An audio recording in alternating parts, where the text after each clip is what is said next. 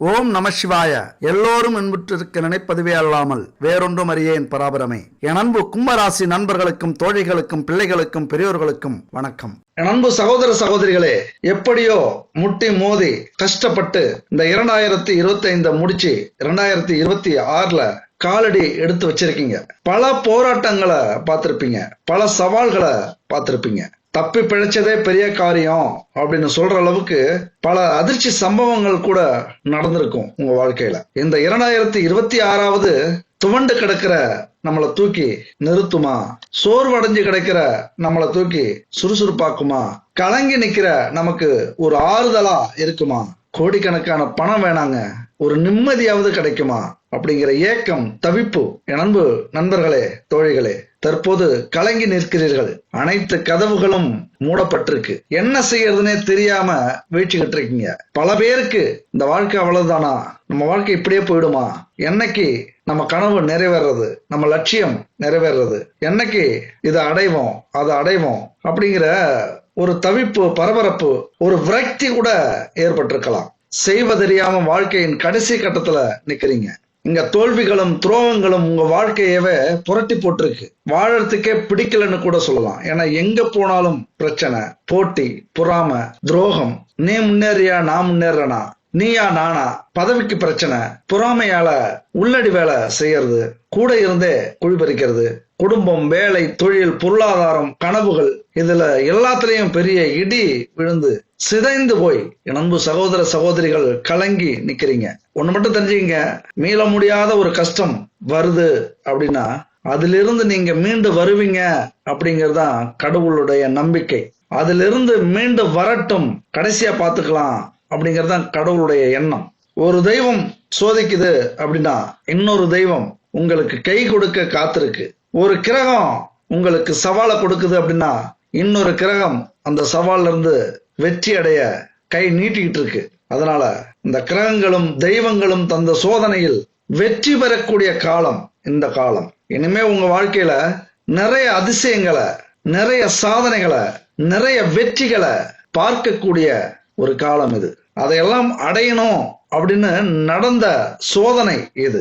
அதனால 2026 அந்த தெய்வமே இறங்கி வந்து உங்களுக்கான சிம்மாசனத்தை இறக்கி வைக்குது. தயாராகுங்கள் அன்பு சகோதர சகோதரிகளை. காரணம் இல்லாம தெய்வம் எதையும் செய்யாது, இந்த கிரகங்கள் எதையும் நடத்தாது, இந்த பிரபஞ்சம் எதையும் செயல்படுத்தாது. இந்த போராட்டத்துல, சோதனையில, சவால்ல ஜெயிச்சிட்டீங்க அப்படின்னு தான் அர்த்தம்.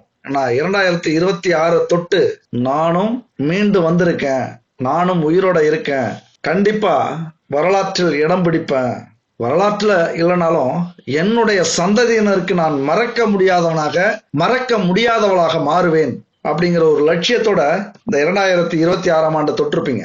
கலங்காதீங்க, தெய்வம் இறங்கி வந்து விட்டது. ஜனவரி 15 உங்க வாழ்க்கையை தலைகீழா மாத்த போற அதிசயம், ஆச்சரியங்கள், புதுமைகள் நடக்க போகுது. என் அன்பு சகோதர சகோதரிகளே, நீங்கள் யார் என்று இந்த உலகம் தெரிந்து கொள்ளும் வருடம் இது. கலங்குற கண்களை தொடச்சுக்குங்க, நிமிர்ந்து என்னாலையும் முடியும், நான் தான் இந்த 2026 சாதனையாளன், 8 திக்கு எங்கும் என்னுடைய பெயர் ஒலிக்கணும், அல்லது என்னுடைய கௌரவமாவது கிடைக்கணும், இழந்த கௌரவத்தை நான் மீட்கணும் அப்படின்னு துணிஞ்சு எழுந்து நில்லுங்க. என் அன்பு சகோதர சகோதரிகளே, மகிழ்ச்சியோடு இந்த வருடத்தை எதிர்கொள்ளுங்க. ஒரு அற்புதமான நாளாக ஜனவரி 15 ஆரம்பிக்குது. உங்களால முடியும். நீங்கள் வணங்கிய தெய்வத்துக்கு வேலை வந்துருச்சு. உழைச்சி களைச்சிட்டீங்கல்ல, கவலைப்படாதீங்க. இனிமே அந்த தெய்வமே உங்களை பார்த்துக்கும். நடக்கிறத மட்டும் இனிமே கவனிங்க நீங்க. ஏன்னா கிரக அமைப்புங்கிறது ஒவ்வொரு அமைப்புமே அருமையாக, அற்புதமாக மாறிட்டு இருக்கு.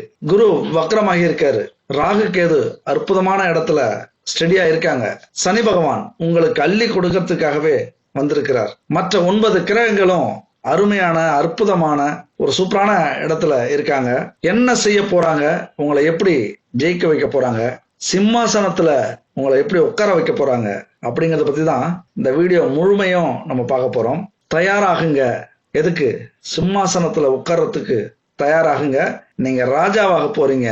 கிரகம் என்ன சொல்லுது பார்க்கலாம். எல்லாரும் இறந்தாதான் நரகத்தை பார்ப்பாங்க அப்படின்னு சொல்லுவாங்க. ஆனா கும்பராசியை பொறுத்த வரைக்கும் இந்த பூமியிலேயே இப்போ வாழ்ற வாழ்க்கையிலே பார்த்துக்கிட்டு இருக்கீங்க அப்படின்னா அது மிகையாகாது, பொய் இல்லை, உண்மை. ஏன்னா எவ்வளவுதான் தாங்க முடியும் ஒரு மனுஷனால, ஒரு மனுஷியால? எங்க போனாலும் தடை, தாமதம், நிராகரிப்பு, அவமானம், பிரச்சனைக்கு மேல பிரச்சனை, அதாவது வீண் செலவுகள் அதிகரிச்சுக்கிட்டே இருக்கிறதா இப்போ உங்களால தடுக்க முடியாத சூழ்நிலை. உண்மையா உங்களால எதை வேணாலும் நீங்க தடுக்க முடியும், உங்க கையில இருக்கு அப்படின்னு சொல்லலாம். ஆனா செலவுகள் தடுக்கவே முடியறதில்ல. நான் திடீர்னு ஒரு சுபகாரியம் வர்றது, திடீர்னு ஒரு விபத்து நடக்கிறது, திடீர்னு கொடுத்த பணத்தை கேட்டு வரக்கூடிய சூழ்நிலை, இப்படி திடீர்னு வர்றதுனால உங்களால சமாளிக்க முடியாத சூழ்நிலையை இப்ப நீங்க பார்த்துக்கிட்டு இருப்பீங்க. அதனாலதான் கும்பராசி இந்த வாழ்க்கை மிக முக்கியமான வாழ்க்கை, முக்கியமான கட்டத்தில் இருக்கீங்க. அதாவது வாழ்வா சாவா, கம்பி மேல நடக்கிறது மாதிரி. அந்த பக்கம் நரகம், இந்த பக்கம் சொர்க்கம். இப்படி இக்கட்டான சூழ்நிலையில தவிச்சுக்கிட்டு இருக்கீங்க. போதா குறைக்கு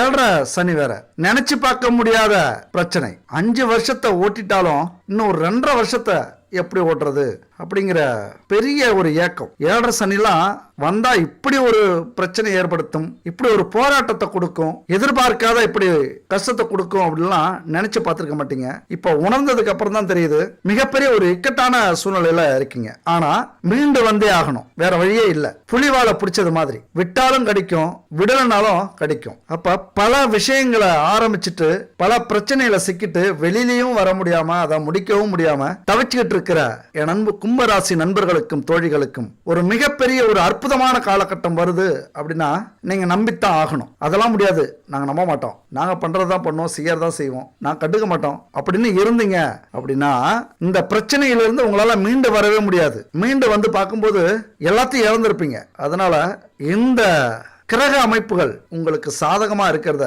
நீங்க புரிஞ்சுக்கிட்டு தான் ஆகணும், தெரிஞ்சுக்கிட்டு தான் ஆகணும். அதாவது உங்களுக்கு நல்ல காலம் பிறந்தாச்சு அப்படிங்கிறத நீங்க உணர்ந்துதான் ஆகணும், அவ்வளவுதான், வேற எதுவும் இல்லை. ராஜ வாழ்க்கை உங்களுக்காக தயாரா இருக்கு அப்படிங்கறத நீங்க புரிஞ்சுக்கணும். அப்ப என்ன செஞ்சா தயாரா இருக்கு? அது தயாரா இல்ல, உங்களுக்கு ஆசைப்படுது, உங்க மேல ஆசைப்படுது, அவ்வளவுதான். இதுவரைக்கும் நீங்க ஆசைப்பட்டு பல இழப்புகளை சந்திச்சாலும், ஒரு ஏக்கத்தோட இருந்தாலும், ஒரு கனவா போனாலும், இப்ப அந்த ராஜ வாழ்க்கை உங்களை விரும்புது. இந்த வாய்ப்பை நீங்க விட்டுறலாமா? பல விஷயங்கள்ல ஈகோ பார்த்து, கௌரவம் பார்த்து, பயம் உண்டாகி ஒரு பதட்டத்துல பல வாய்ப்புகளை மிஸ் பண்ணியிருப்பீங்க. அது எல்லாமே இப்போ உங்களுக்கு சாதகமா அமைய போகுது.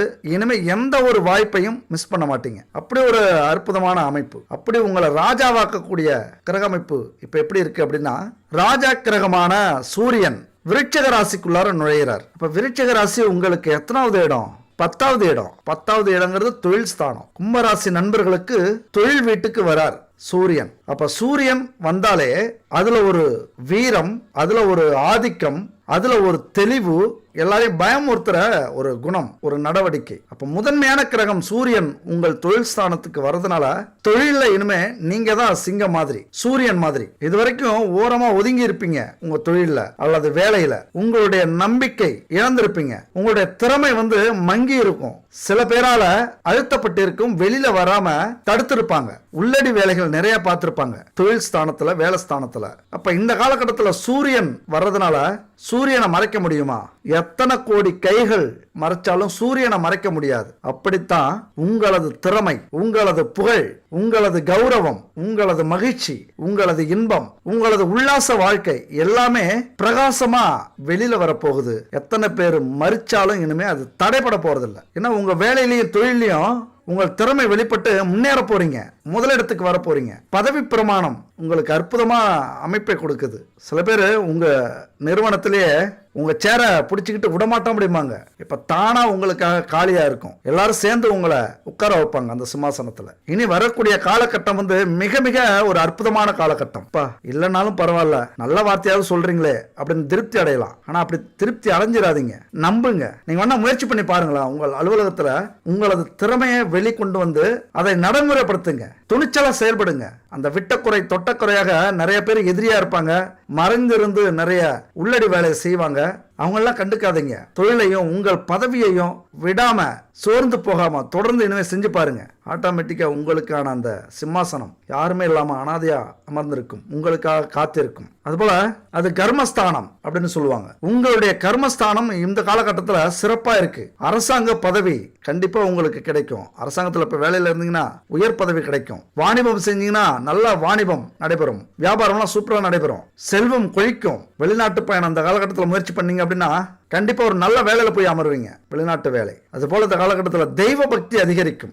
சாமியே கும்பிடல, கடவுளையே நீங்க விரும்ப மாட்டீங்க, நம்பல அப்படின்னா உங்களை கடவுளாக நினைக்கக்கூடிய தன்மை வரும். உங்க மனசுல கருணை உள்ளம் ஏற்படும், தொழிலையும் வேலையிலையும். அப்ப உங்கள்கிட்ட வேலை செய்யறவங்க உங்களை கடவுளா நினைப்பாங்க.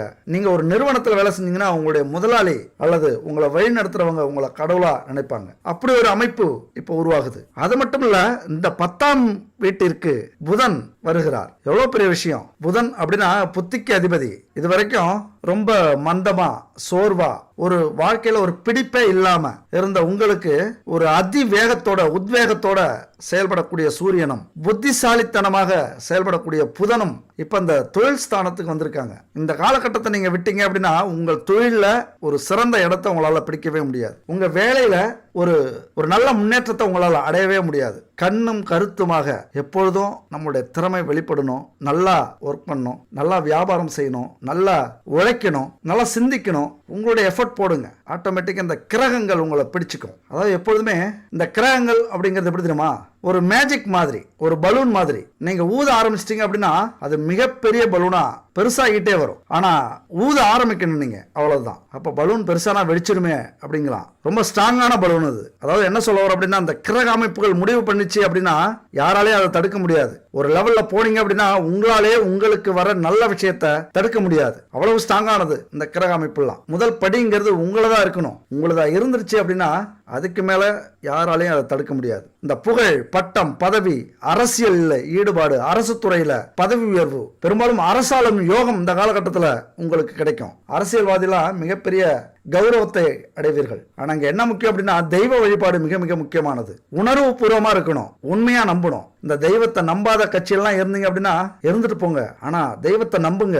வெளியில சொல்லிட்டு இருக்கலாம் நான் தெய்வத்தை நம்பல அப்படின்னு. தெய்வத்தை நம்புங்க. இங்க ஒரு தர்மம்னு ஒண்ணு இருக்கு. என்னன்னா, நல்ல விஷயத்துக்கு போய் சொல்லலாம் அப்படின்னு இருக்கு. அப்படி போய் சொல்லிட்டு போங்க. 90%, 99% தெய்வத்தை வணங்குங்க, தெய்வத்தை கும்பிடுங்க. 1% வெளியில சொல்லிட்டு போங்க, எனக்கு தெய்வமே நான் கும்பிட மாட்டேன், அந்த கட்சியில இருக்கேன் அப்படின்ட்டு. அது போலதான் எல்லா விஷயத்திலையும் சொல்றேன். தெய்வத்தை நம்பல, பிடிக்கல அப்படின்னு வெளியில சொல்லிட்டு இருந்தாலும் உள்ளுக்குள்ளார தெய்வத்தையே நினைச்சிட்டு இருங்க. அப்படிதான் இன்னைக்கு முன்னேறிட்டு இருக்காங்க. வெளியில சொன்னா கூட அந்த ஒரு வார்த்தை சொன்னாங்க அப்படின்னா 1000 வார்த்தை நம்புறேன்னு சொல்லிட்டு இருக்கிறது, கோடிக்கணக்கான மந்திரங்களை ஓதுறது. அதனால இந்த காலகட்டத்தில் தெய்வத்தை நம்புனீங்க அப்படின்னா சூரிய பகவானும் புதன் பகவானும் மிக அற்புதமான காலகட்டத்தை உங்களுக்கு வழிகாட்டுவார்கள். தொழில் ஸ்தானம், கர்மஸ்தானம், ஜீவனஸ்தானம்லாம் சிறப்பா இருக்கும். ஏன்னா ஒரு மனுஷன் வாழ்க்கையில மிக முக்கியமான ஸ்தானம் இதுதான், தொழில் ஸ்தானம் தான், வேலை ஸ்தானம் தான். அதுல மட்டும் முன்னேறிட்டான் அப்படின்னா அவன் வாழ்க்கையை ஜெகஜோதியா இருக்கும். நினைச்சதை சாதிப்பான், நினைச்ச பொருளை வாங்குறது, நினைச்ச வாழ்க்கையை வாழறது. அதுதான் அப்படிப்பட்ட ஒரு அமைப்புல இப்ப கிரக அமைப்பு இருக்கு. அது மட்டும் இல்ல, இந்த விருச்சிக ராசியில புதன் கலந்திருக்கிறது ஒரு யோகம் ஆக்டிவேட் ஆகுது, புதாத்திய யோகம். அப்படின்னா என்ன நடக்கும் அப்படின்னா, உங்களை நீங்களே அழகா காட்டிப்பீங்க, உங்களை நீங்களே உற்சாகமா காட்டிப்பீங்க, சகல ஐஸ்வர்யங்களையும் பெறக்கூடிய ஒரு உருவ அமைப்பு உங்களுக்கு கிடைச்சிடும். பார்த்தாலே ஜெகஜோதியா மின்னுவீங்க. அப்படியான ஒரு அமைப்பு, இளமை தோற்றம், ஒரு தெய்வீக தன்மை உங்களுடைய நடை, உடை, பாவனையில ரொம்ப ஸ்டைலா இருப்பீங்க. ஒரு ஆர்வம் இருக்கு, ஏதாவது புதுசா கத்துக்கணுங்கிற ஒரு ஆர்வம் இருக்கும். பெரிய மனுஷங்கிட்டலாம் தைரியமா போய் பேசுவீங்க. அந்த தொடர்பு உங்களுக்கு ஈஸியா கிடைக்கும். எவ்வளவு பெரிய கடினமான சூழ்நிலையாக இருந்தாலும், இடமாக இருந்தாலும், பிரச்சனையாக இருந்தாலும் உங்களது பேச்சால சுலபமா அந்த பிரச்சனையை முடிச்சுட்டு வருவீங்க. அதுபோல நகைச்சுவை உணர்வு அதிகமா இருக்கும். அதனாலே பெரிய பெரிய பிரச்சனையை மறந்துடுவீங்க. எவ்வளவு பெரிய கஷ்டம், துன்பம் வந்தாலும் இந்த புதாத்திய யோகம் மறக்கடிச்சிரும். ரொம்ப கஷ்டமான நேரத்துல சிரிக்க ஆரம்பிச்சிருவீங்க. அதுதான் இந்த யோகம். இந்த காலகட்டத்தை எந்த அளவுக்கு நீங்க பயன்படுத்துகிறீங்களோ உங்களது முயற்சினால எல்லாமே கிடைக்கும் அப்படின்னு அமைதியா இருந்துடாதீங்க. தயவு செஞ்சு கும்பராசி நண்பர்களே, தோழிகளே, அது எந்த வயதாக இருந்தாலும் சரி முயற்சி பண்ணுங்க, உங்களுக்கு கிடைக்கும். திருமணம் ஆகாம இருந்தாலும் சரி, திருமணம் ஆனவர்களாக இருந்தாலும் சரி, வயதானவர்களாக இருந்தாலும் சரி, எதுக்குமே ஒரு வயது தடை இல்லை. நாளைக்கு நம்ம மரணம் எழுதப்பட்டிருக்கு அப்படின்னாலும் இன்னைக்கு சந்தோஷமா வாழ்வோம், இன்னைக்கு முயற்சி பண்ணிட்டே இருப்போம். அப்படிதான் இன்னைக்கு உலகத்துல நிறைய சாதனையாளர்கள் உருவாகிட்டே இருக்காங்க. தினம் தினம் நம்ம பார்த்துட்டு இருக்கோம். இங்க என்ன முக்கியமான விஷயம்னா, உங்களது குடும்பம். நீங்க எதெல்லாம் நினைச்சு உங்க குடும்பத்துக்காகவும், உங்கள் துணைக்காகவும், உங்கள் குழந்தைகளுக்காகவும், உங்கள் உறவுகளுக்காகவும் செய்றீங்களோ அதற்கான முழு பலனும், அதற்கான முழு மரியாதையும் உங்களுக்கு கிடைக்காது. திருமண வாழ்க்கையை பொறுத்த வரைக்கும் கொஞ்சம் மேலோட்டமா தான் நீங்க இருப்பீங்க. ஆனா மனசுல மரியாதை இருக்கும், மனசுல ஒரு நல்லெண்ணம் இருக்கும் அவங்கள பத்தி. ஆனா உங்களை புரிஞ்சுக்க மாட்டாங்க. யாரையுமே நீங்க மதிக்கல அப்படின்னு தான் உங்களை சொல்லுவாங்க. குடும்பத்துல எந்த பிரச்சனை வந்தாலும் உங்களால வருது அப்படின்னு நினைப்பாங்க அப்படின்னு சொல்லுவாங்க. உண்மையா சொல்லப்போனா விட்டு கொடுத்து போகணும்னு நீங்க நினைச்சாலும் உங்க சூழ்நிலை உங்களை விட்டு கொடுக்க வைக்காது. வேலையா இருந்தா சொல்ல வேண்டியதில்லை, பெரிய பிரளயமே நடக்கும் வேலையில. தொழிலும் அப்படிதான். அங்க நீங்க என்ன செய்வீங்க தெரியுமா? உங்க சைடுல இருந்து சரியா இருக்கணும் அப்படின்னு நினைப்பீங்க. இந்த அதிகாரிக்கு பயந்து ஒரு வேலை செய்யறது, இந்த அக்கம் பக்கத்துல வேலை செய்யறவங்க நம்மள என்ன நினைப்பாங்களோ அப்படின்னு நினைச்சுக்கிட்டு வேலை செய்யறது, இந்த காக்கா பிடிக்கிறது அலுவலகத்துல, அது மாதிரி தொழில அநியாயத்துக்கு சம்பாதிக்கிறது, அநியாயத்துக்கு லாபத்தை வச்சு விற்கிறது, அல்லது பிசினஸ் பண்றது, அல்லது கலப்படமான பொருள் சேர்க்கிறது, இதெல்லாம் தொழிலை பொறுத்த வரைக்கும் சுத்தமா இருக்கணும் அப்படின்னு நினைப்பீங்க. இந்த சுத்தம், உண்மை, நேர்மை இதுவே உங்களுக்கு பெரிய பிரச்சனையா வரக்கூடிய அமைப்பு இந்த காலகட்டத்தில். இதனால கண்டிப்பா நீங்க பிரச்சனையை சந்திச்சிருப்பீங்க. தொழில் நஷ்டமா இருக்கும், வேலையை விட்டு நீங்க இருப்பீங்க, இல்ல குடும்பத்துல பிரச்சனையாகி பிரிஞ்சிருப்பீங்க, வெளிநாட்டில இருந்து திரும்ப வந்திருப்பீங்க, அல்லது எந்த துறையாக இருந்தாலும் அந்த துறையில இருந்து நீங்க விலக்கி வைக்கப்பட்டிருப்பீங்க. ஏன்னா உங்களது உண்மைக்கும் நேர்மைக்கும் உழைப்புக்கும் கிடைச்ச பரிசு. இதே தான் உங்க குடும்பத்திலையும் நடக்கும். உங்களை புரிஞ்சிக்க மாட்டாங்க. அப்பதான் நீங்க சோர்ந்து போய் துவண்டு போயிடுவீங்க. நம்முடைய வாழ்க்கையில இந்த அவமானம், துன்பம், கஷ்டம் இதெல்லாம் மாறி மாறி வரக்கூடியது. இரவும் பகலும் மாறுறது மாதிரி. எப்பவுமே வாழ்க்கையில துன்பம் இருந்தா வருத்துரும், எப்பொழுதுமே வாழ்க்கையில இன்பம் இருந்தா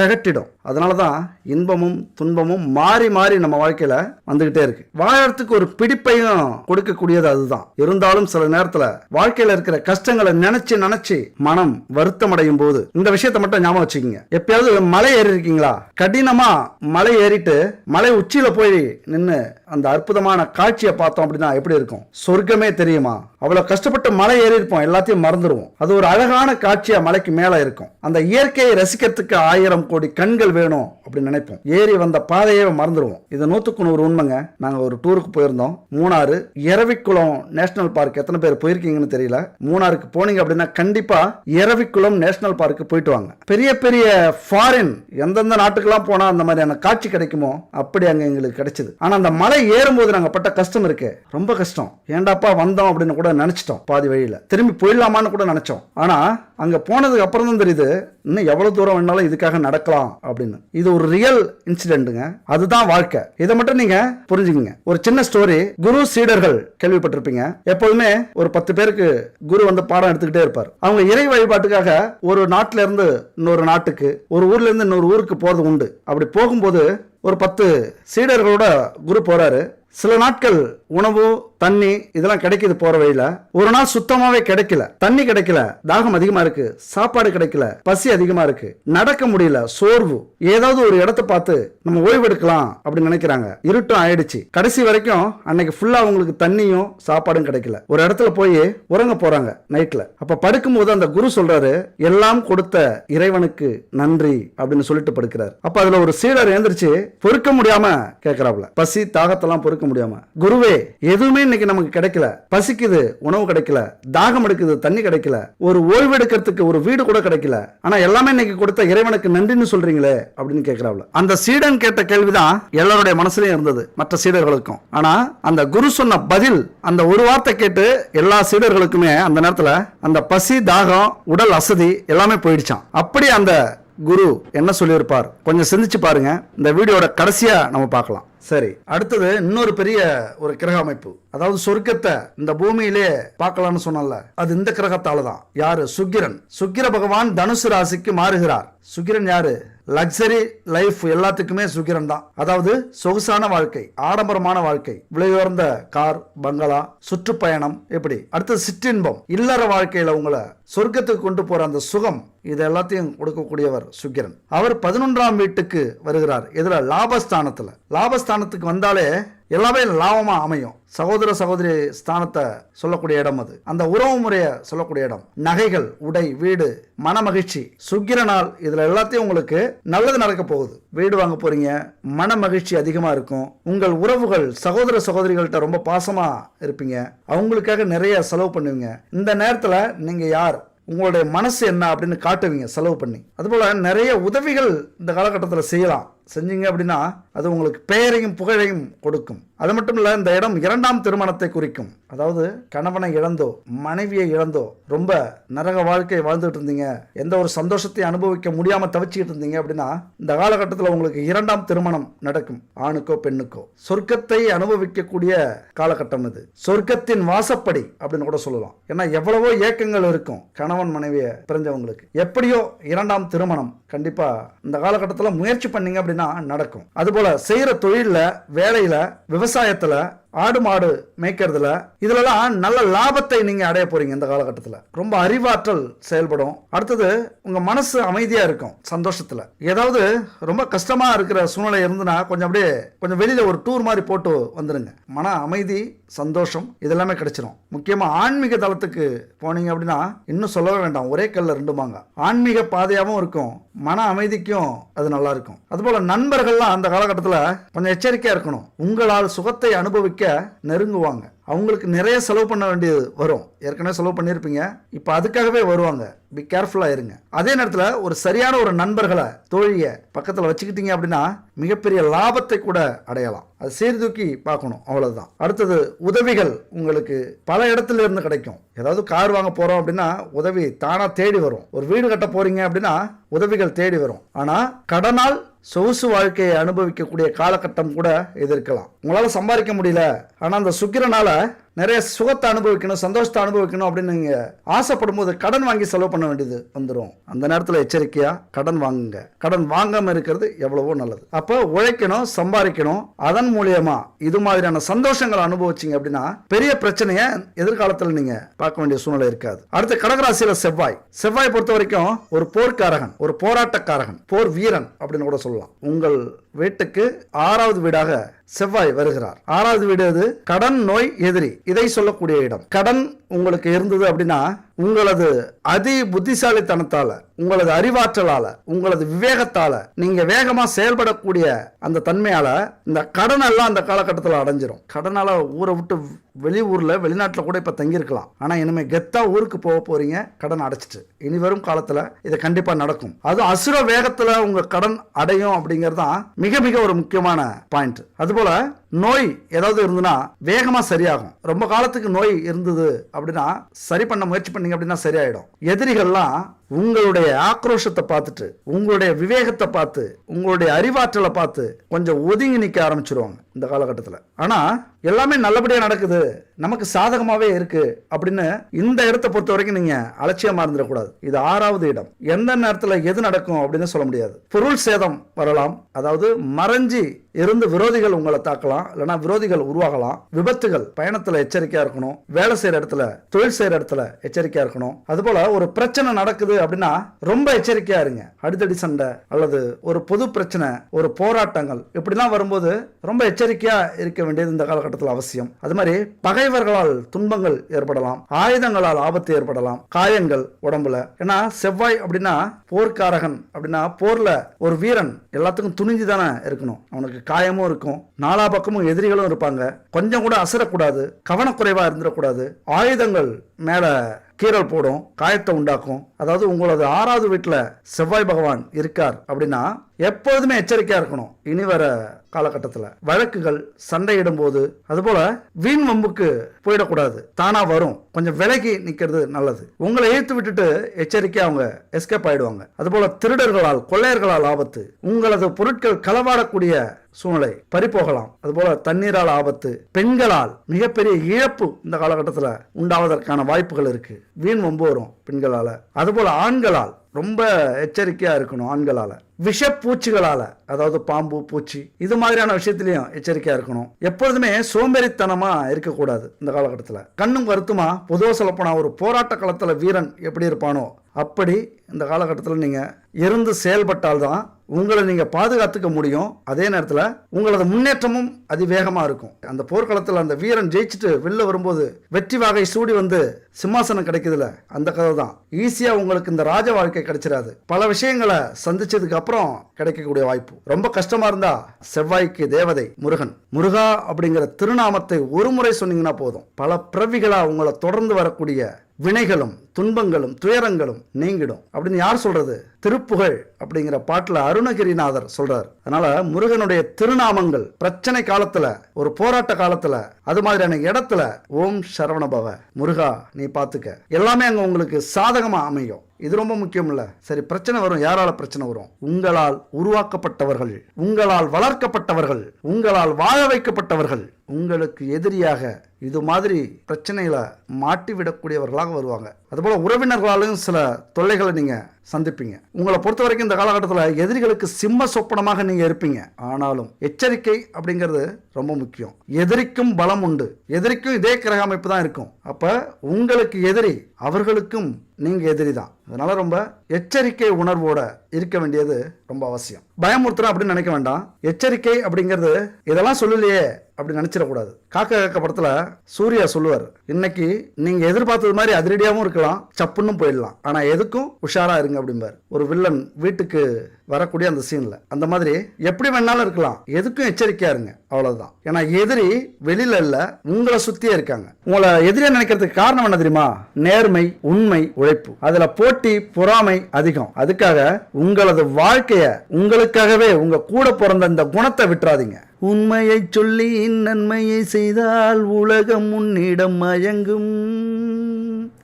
நிலை உயரும் போது பணிவு கொண்டால் உயிர்கள் உன்னை வணங்கும். உண்மை என்பது அன்பாகும், பெரும் பணிவு என்பது பண்பாகும். இந்த 4 கட்டளை அறிந்த மனதில் எல்லா நன்மையும் உண்டாகும். 6 மனமே யாரு, அந்த ஆண்டவன் கட்டளை யாரு? சேர்ந்து மனிதன் வாழும் வகைக்கு தெய்வத்தின் கட்டளை யாரு? தெய்வத்தின் கட்டளை யாரு? அடுத்து ரிஷபராசியில குரு, கும்பராசிக்கு 4வது வீடு. குரு அப்படின்னாலே செல்வத்துக்கு அதிபதி, சுகத்துக்கு அதிபதி, தெய்வீக குணத்துக்கு அதிபதி. அதாவது எல்லாமே ஒரு நல்ல வழியில கிடைக்கக்கூடிய செல்வத்தை, கௌரவத்தை, மரியாதையை, சந்தோஷத்தை சொல்லக்கூடியவர் குரு. அது எல்லாமே இந்த காலகட்டத்தில் உங்களுக்கு கிடைக்கும். 4ஆம் இடம் அப்படிங்கிறது கல்வி, வாகனம், வீடு, தாய், தாயினுடைய உறவு, தாயினுடைய நலம், அந்த தாய் உறவுகளால் ஏற்படக்கூடிய நன்மை, இதெல்லாம் சொல்லக்கூடிய இடம். அந்த விஷயத்தை பொறுத்த வரைக்கும் உங்களுக்கு எல்லாமே நல்லதாக தான் அமையும். அன்னையை போல் ஒரு தெய்வம் இல்லை அப்படிங்கிறது மாதிரி இந்த காலகட்டத்தில் தாய் உங்களுக்கு பிடிச்சாலும் சரி, பிடிக்கலனாலும் சரி, அவங்க மேல ஒரு பயபக்தியோடு இருக்க வேண்டியது ரொம்ப அவசியம். ஏன்னா தாய்க்கு இணையான ஒரு தெய்வம் உலகத்தில் எதுவும் இல்லை அப்படின்னு எல்லா நூலுமே சொல்லுது. எல்லா கர்ம வினைப்படி ஜாதகமே அதை சொல்லுது. தாயினுடைய மனசு குளிர்ந்துட்டா உங்களுக்கு எல்லாமே கிடைச்சிடும். அதுதான் இந்த காலகட்டத்தில் தாயை நீங்க அந்த அளவுக்கு மதிக்கணும். உங்களுக்கு பிடிக்குதோ இல்லையோ, தாய் நல்லவங்களோ கெட்டவங்களோ, ஆனா உங்களுக்கு தாய் ஸ்தானத்துல இருக்காங்க. அவங்க யாருன்னு பார்க்காம அவங்க இருக்கிற இடத்த நீங்க இந்த காலகட்டத்தில் பார்த்தே ஆகணும். அவர்களுடைய ஆசீர்வாதம் இருந்தா மட்டும்தான் உங்களுக்கு எல்லா நிலையிலையும் புகழ், முன்னேற்றம், செல்வம் கிடைக்கும். புதையல் கிடைக்கக்கூடிய யோகம் கூட உண்டு. ஒரு வேலையில பதவி உயர்வு திடீர்னு உங்களுக்கு யோகம் கிடைக்குது அப்படின்னா தாயினுடைய ஆசீர்வாதம் இருக்கும்போது தான். அது மட்டும் இல்ல, குரு பகவான் கனவுகளுக்கு சொந்தக்காரர். உங்களுடைய கனவை நனவாக்கக்கூடிய தெய்வம், மருந்துகளை சொல்லக்கூடிய கிரகம் அது. இந்த காலகட்டத்தில் எந்த நோய் இருந்தாலும் மருந்து சாப்பிட்டீங்க அப்படின்னா சரியாயிடும். அதுபோல பால் பொருட்கள், பசு பண்ணை, இதுல பிசினஸ் பண்ணீங்க அப்படின்னா நல்ல லாபத்தை, செல்வத்தை உங்களால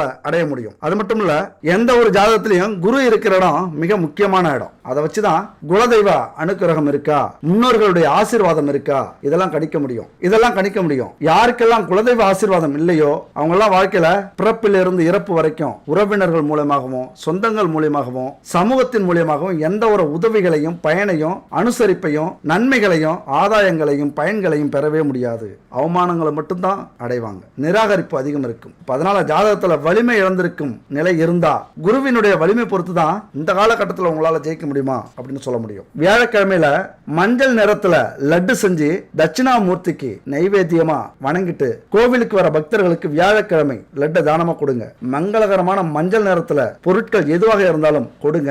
குருவின் பலன் உங்களுக்கு முழுசா கிடைக்கும். கண்டிப்பா உங்க வாழ்க்கையில மிகப்பெரிய மாற்றத்தை அது ஏற்படுத்தும். அடுத்தது மீன ராசியில ராகு. கும்பராசிக்கு 2ஆம் வீடு மீன ராசி. அப்ப அது கல்வி, தனம், வாக்கு, குடும்பஸ்தானத்தை சொல்லக்கூடிய இடம். இதுவரைக்கும் ரொம்ப உங்ககிட்ட எதிர்பார்த்து பிரச்சனை பண்ணியிருப்பாங்க. கல்வி பறி போயிருக்கும், தடை ஏற்பட்டிருக்கும். செல்வம், தனம், பணம் கையில தங்காம ரொம்ப கஷ்டப்பட்டிருப்பீங்க. கடன் வாங்க வேண்டிய சூழ்நிலை, வீண் பிரச்சனை வந்திருக்கும், நண்பர்களால இழப்பு வந்திருக்கும், பேச்சாலே உங்களுக்கு பெரிய பெரிய பிரச்சனை நீங்க சந்திச்சிருப்பீங்க. இது நாள் வரைக்கும் யார் எதை கேட்டாலும் இல்ல அப்படின்னு சொல்ற வார்த்தை தான் உங்களுக்கு வந்திருக்கும். அது மட்டும் இல்ல, அடுத்தவங்களை நம்பி பிழைக்கக்கூடிய காலகட்டமா இருந்திருக்கும். இதுக்கு எல்லாத்துக்குமே ஒரு விடிவு காலம் வந்துருச்சு. அதாவது கோபம், வஞ்சனை இதெல்லாமே உங்கள்கிட்ட இருந்திருக்கும். அந்த சூழ்நிலை ஏற்படுத்தியிருக்கும். அதிலிருந்து மீண்டு வர போறீங்க. இந்த ராகு பகவான் இந்த விஷயத்துல எல்லாத்துலயுமே ஒரு புரிதலை உருவாக்குவார். இது ஏன் நடந்தது, எதுக்காக நடந்தது, இது தேவையா தேவையில்லையா அப்படிங்கிற ஒரு புரிதலை உருவாக்குவார். அடுத்து 8வது பாவத்துல கேது கன்னி ராசியில இருக்கிறார்.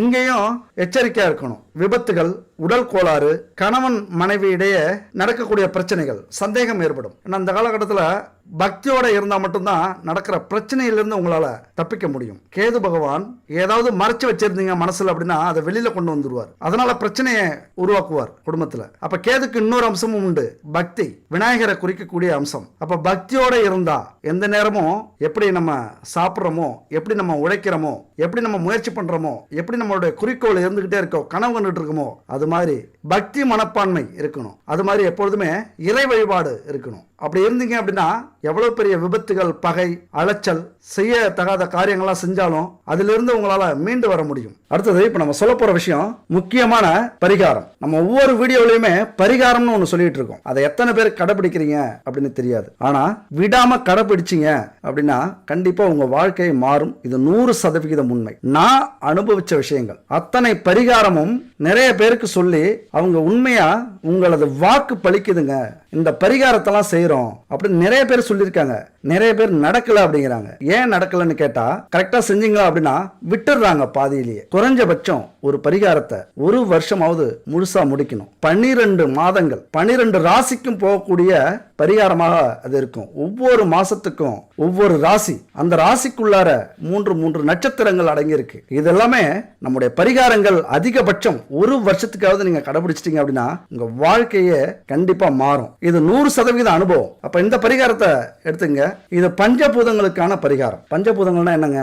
நம்முடைய உடல், ஆன்மா ரெண்டுமே பஞ்சபூத சக்தியால ஆதிக்கம் செலுத்தப்பட்டிருக்கு. அப்ப பஞ்சபூதங்கள் அப்படின்னு சொல்லக்கூடியது நீர், நிலம், காற்று, ஆகாயம், நெருப்பு. அப்ப இந்த பஞ்சபூதங்கள் நம்முடைய ஒவ்வொரு செயலிலும், வேலையிலும், தொழிலிலும் பரவி இருக்கு. அதை சார்ந்துதான் நம்ம எதையுமே செய்யறோம். அப்ப இதை எல்லாத்தையும் சமநிலையில நம்ம வச்சிருந்தா மட்டும்தான் தொழிலையோ வாழ்க்கையிலயோ முன்னேற முடியும். ஏதாவது ஒண்ணுக்கு ஒண்ணு அதிகமாச்சு அல்லது குறைஞ்சது அப்படின்னா பல விஷயத்துல நஷ்டம் அடைவோம், பிரச்சனையை சந்திப்போம், விபத்துகள் ஏற்படும். அதனால நம்ம வாழ்க்கையை பறிகொடுக்கக்கூடிய நிலைக்கு ஆளாகும். நிறைய தொல்லைகள், தொந்தரவுகள் ஏற்படும். அப்ப இந்த உலகமே இயங்கிறதுக்கு காரணம் இந்த பஞ்சபூதங்கள் தான். இதெல்லாம் புராணங்கள்ல சொல்லப்பட்டது. புராணங்கள் அப்படின்னா சும்மா இல்ல, நம்முடைய முன்னோர்கள் அவர்களுடைய சக்தியை பயன்படுத்தி இதெல்லாம் கண்டுபிடிச்சிருக்காங்க. அப்ப மனிதனுக்கு பஞ்சபூதங்கள் அப்படின்னா 5 குணங்கள், 5 புலன்கள், 5 மனித மேம்பாடுகள், இதையெல்லாமே சொல்லக்கூடியது, இதுல ஆதிக்கம் செலுத்தக்கூடியது. அப்ப பஞ்சபூத சக்திகளை 5 மூர்த்திகள், பிரம்மன், உருத்திரன், மகேஸ்வரன், சதாசிவன், விஷ்ணு, இந்த 5 பேரும் ஆட்கொண்டிருக்கிறார்கள். பஞ்சபூத சக்திகளான பராசக்தி, ஆதிசக்தி, இச்சாசக்தி, கிரியாசக்தி மற்றும் ஞான சக்திகள், இதெல்லாமே பஞ்சபூத சக்திகள். அப்ப இவைகளுக்கான பரிகாரங்களையும் மந்திரங்களையும் நம்ம செய்யும் போது இந்த பஞ்சபூத சக்திகள் நமக்கு ஆட்டோமேட்டிக்கா கிடைக்கும், சமநிலையில இருக்கும். அதனாலதான் இந்த பஞ்சபூத பரிகாரம்ங்கிறது உங்க வாழ்க்கையில கண்டிப்பா மிக மிக முக்கியமானது. இது வரைக்கும் எந்த பரிகாரத்தை நீங்க கடைசி வரைக்கும் செய்றீங்களோ இல்லையோ, இந்த பஞ்சபூத பரிகாரத்தை செய்யுங்க. பஞ்சபூத சக்திகள் நமக்கு கிடைச்சாலே எல்லாத்துலயும் நம்ம கில்லியா மாறிடுவோம், கெத்தாயிடுவோம். அவ்வளவு சக்தியும் நமக்கு நம்முடைய மனசையும் உடம்பையும் தெளிவுபடுத்தும். அதுக்கு என்னென்ன தேவைகள் அப்படின்னு பாத்தீங்கன்னா, பஞ்சகவ்ய விளக்கு, பஞ்சகவ்ய சாம்பிராணி, பஞ்சகவ்ய அகர்பத்தி, பஞ்சதீபத்திரி, பஞ்சதீப எண்ணெய், இது எல்லாமே பஞ்சபூதங்களை தன்வசப்படுத்தக்கூடிய பொருட்கள். இந்த 5 பொருளும் உங்க வீட்டுல பரிகாரம் செய்யற காலகட்டம் மட்டும் இல்ல, எப்போதுமே இருந்ததுன்னா உங்க வீட்டுல அவ்வளவு சக்தி கிடைக்கும், பஞ்சபூத சக்திகள். அப்ப இந்த பஞ்சகவ்ய விளக்கு, சாம்பிராணி, அகர்பத்தி எல்லாம் எப்படி செய்யறாங்க அப்படின்னா, பசுமாட்டிலிருந்து எடுக்கக்கூடிய நெய், தயிர், பால், சாணம், கோமியம், இதுல இருந்து தயாரிக்கக்கூடியது பஞ்சகவ்ய விளக்கு, சாம்பிராணி, அகர்பத்தி. அதுபோல பஞ்சதீப திரி அப்படின்னா எதுனா, பஞ்சு திரி, நூல் திரி, எருக்கந்திரி, வாழைத்தண்டு திரி, தாமரை திரி, இது பஞ்சதீப திரி. அதுபோல பஞ்சதீப எண்ணெய் எப்படின்னா, வேப்பெண்ணெய், விளக்கெண்ணெய், பசு நெய், சுத்தமான பசு நெய், கடையில கிடைக்கிற டூப்ளிகேட் நெய் இல்ல, சுத்தமான பசு நெய், இலுப்ப எண்ணெய், தேங்காய் எண்ணெய், இதெல்லாமே கலப்படம் இல்லாத எண்ணெய்களா கலந்த பஞ்சதீப எண்ணெய். அப்ப இந்த பஞ்சபூத பொருட்கள் மிக மிக முக்கியமானது இந்த நவக்கிரக பரிகாரத்துக்கு. அப்ப கடையில கிடைக்கிற இந்த பொருட்கள்லாம் உண்மையா கலப்படம் இல்லாம இருக்குமா அப்படின்னா 100% நம்ப முடியாது. கலப்படம் இல்லாத பொருட்கள் மட்டுமே முழு பலனையும் நமக்கு கொடுக்கக்கூடியது. கடவுளுக்கு தானே அப்படின்னு அலட்சியப்படுத்திட்டு எங்கேயோ கிடைக்கிற பொருட்களை வாங்கி நம்ம பயன்படுத்தணும் அப்படின்னா கண்டிப்பா அதற்கான முழு பலனும் கிடைக்காது. முதல் விஷயம் இதுதான். அப்ப கடையில இதெல்லாம் சுத்தமா கிடைக்குதா அப்படின்னா சந்தேகம் தான். அப்ப உங்களுக்கு சுத்தமான கலப்படம் இல்லாத இந்த பொருட்கள் வேணும் அப்படின்னா குட் பேபியை கனெக்ட் பண்ணுங்க. இந்த நம்பர் தான் 9340688626. இந்த நம்பரை கனெக்ட் பண்ணுங்க. எல்லாமே கலப்படம் இல்லாத சுத்தமான பொருட்களா தயாரிச்சிருக்காங்க பூஜை பொருட்கள். அது மட்டும் இல்ல நம்ம குடும்பத்துக்கு தேவையான ஆரோக்கியத்துக்கு தேவையான கலப்படம் இல்லாத ஹெர்பல் நவ தானியங்கள் இப்படி இயற்கையில கிடைக்கக்கூடிய பொருட்களை வச்சு நிறைய ப்ராடக்ட் தயாரிச்சிருக்காங்க. விருப்பப்படுறவங்க வாங்கி பயன்படுத்துங்க. முக்கியமா இந்த பூஜை பொருட்கள் கலப்படம் இல்லாம இங்க வாங்கிக்கங்க. ஏன்னா உங்களுக்கு எங்க கிடைக்குதோ அங்க வாங்கிக்கலாம். இப்ப இந்த பொருளா ரெடி பண்ணிக்கங்க. இது எப்ப பண்ணலாம்? அந்த நவக்கிரக பரிகாரம் எப்ப பண்ணலாம் அப்படின்னா அமாவாசை முடிஞ்சு 5வது நாள், அதே போல பௌர்ணமி முடிந்து 5வது நாளாக வரக்கூடியது மகா சக்தியான பஞ்சமி திதி. அப்ப அமாவாசை, பௌர்ணமி, அது மட்டும் இல்ல செவ்வாய், வெள்ளி இந்த நாள்லயும் இந்த பரிகாரத்தை செய்யுங்க. அப்ப இந்த பஞ்சபூத பொருட்களை வச்சுக்கிட்டு காலையில 3 மணியிலிருந்து 4:30 பிரம்ம முகூர்த்தத்துல எழுந்திருச்சு குளிச்சுட்டு வீட்டு வாசலை சுத்தப்படுத்தி பச்சரிசி கோலமாவால, நல்லா கேட்டுங்க, பச்சரிசி கோலமாவால கோலம் போட்டுங்க. அதுக்கப்புறம் 5 முகங்கள் கொண்ட குத்து விளக்குல இந்த பஞ்சதீப எண்ணெய கலந்து விளக்கேற்றி வைங்க. அப்புறம் பஞ்சகாவிய விளக்குல நெய், சுத்தமான நெய்யை ஊத்தி தீபம் ஏத்திக்கங்க. அதுக்கப்புறம் பஞ்சகாவிய விளக்கு, பஞ்சகாவிய சாம்பிராணி, அகர்பத்தி இதெல்லாம் ஏத்தி வச்சுக்கோங்க. வீடு மங்களகரமா இருக்கட்டும். எல்லா ரூம்லயும் புகை பரவட்டும். அங்க இருக்கிற கெட்ட சக்திகளை போக்கும். இதெல்லாம் செஞ்சுட்டு பரிபூரணமா இறைவனை வேண்டிக்குங்க. இந்த மந்திரத்தை சொல்லுங்க. அதாவது 108 முறை இந்த மந்திரத்தை சொல்றது ரொம்ப நல்லது. 1 மணி நேரம் ஆகும், பரவாயில்ல, மனப்பாடம் பண்ணீங்க. 108 முறை இந்த மந்திரத்தை சொல்லணும். பஞ்சபூதத்திக தேவகா ஓம் ஸ்ரீ பஞ்சமி தேவியே நமக, பஞ்சபூதத்திக தேவகா ஓம் ஸ்ரீ பஞ்சமி தேவியே நமக அப்படிங்கிற இந்த மந்திரம் 108 முறை ஒவ்வொரு நாளுமே சொல்லுங்க. இந்த விளக்கு 24 மணி நேரம் எரியணும். நீங்க எப்ப தீபம் ஏத்துறீங்களோ அந்த நேரம் 24 மணி நேரம் அடுத்த நாள் வரைக்கும் இந்த விளக்கு எரிஞ்சிட்டு இருக்கணும். அப்ப இது மாதிரியான பரிகாரத்தை நீங்க செய்றீங்க, 1 வருஷத்துக்கு செய்றீங்க அப்படின்னா மிகப்பெரிய மாற்றத்தை உங்க வாழ்க்கையில இந்த பரிகாரம் ஏற்படுத்தும். இந்த பரிகாரத்துல எல்லாமே அடங்கிடும். பூமியில இருக்கிற அத்தனை நிலம், நீர், காற்று, நெருப்பு இது எல்லாத்தையும் தன்வசப்படுத்திடும். மனிதர்கள்ல இருந்து, மிருகங்களிலிருந்து, மிஷினரியிலிருந்து எல்லாமே நம்முடைய வசமாகிடும். தொழில் செய்யறவங்களாம் இதை கண்டிப்பா செய்யுங்க. மிகப்பெரிய மாற்றம் உங்க வாழ்க்கையில 1 வருஷத்துல நடக்கல அப்படின்னா நான் பரிகாரம் சொல்றதே விட்டுருவேன். முறையா கடைபிடிங்க. நான் சொன்னதை எப்படியோ அப்படி முறையா கடைபிடிங்க. உங்க வாழ்க்கையில கண்டிப்பா மாற்றம் ஏற்படும். இப்ப வீடியோட கடைசிக்கு வந்துட்டோம். நான் முன்னாடி ஒரு ஸ்டோரி சொல்லியிருந்தேன். அந்த